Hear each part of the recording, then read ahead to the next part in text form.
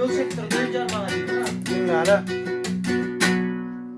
Anha dostlar geliyor, açın kapıyı. Devre kurak bugün oturayım. Anha dostlar geliyor, açın kapıyı. Devre kurak bugün oturayım. Fırça giyecek unutup dünyam kaygısına. Dostluğu belinde götürelim.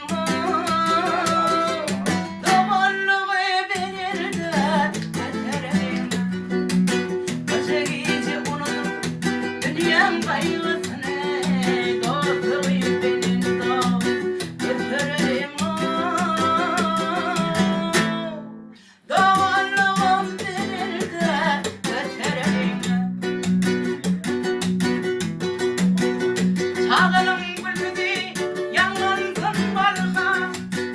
Ömür varken sen dostlar varka. Çağının gülbüdü yanlansın barka. Ömür varken sen dostlar varka. Men onar bana arka. Dostluğu benim de götürelim.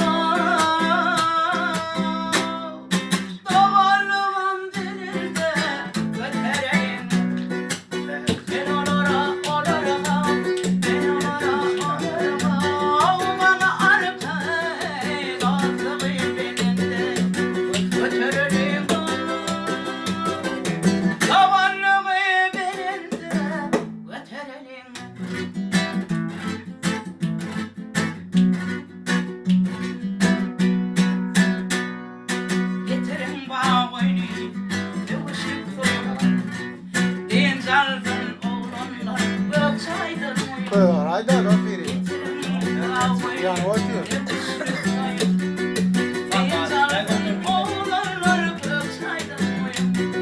Buysa. Şaşlık onu baka 50 gram koyup dostluğu belinde götürelim lan. Davarlığım belinde götürelim. Onu baka şartlıklı bölüm dostluğu belinde götürelim lan. Davarlığı belinde götürelim. Emirin gülgüdü yanlansın marka.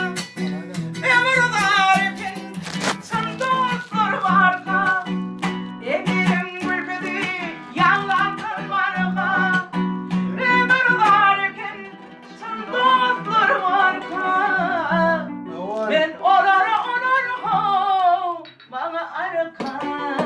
Dostluğu benim dağ götürelim